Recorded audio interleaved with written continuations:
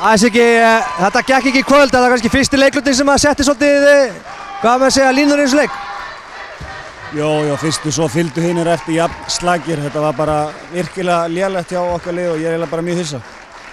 Þið er náttúrulega nánast öruggar með annars sætið í þessari deild og þið kannski hefðu unni í kvöld sett smá pressu og kannski smá möguleika en Snæfellingar líklega með fyrsta sætið. Annars sætið, það er náttúrulega ekki til þess að vera annað en stoltur með það ekki?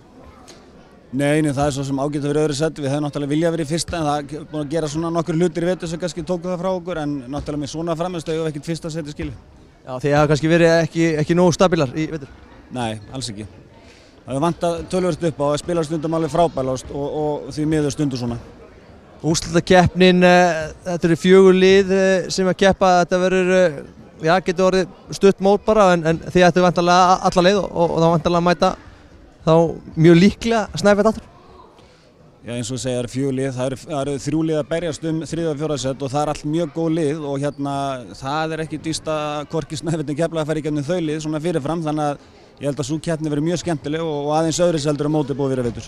Það er með það, því val næsti mitt sem er í hörkubaráttu þetta sæti, það verður hörkuleikur.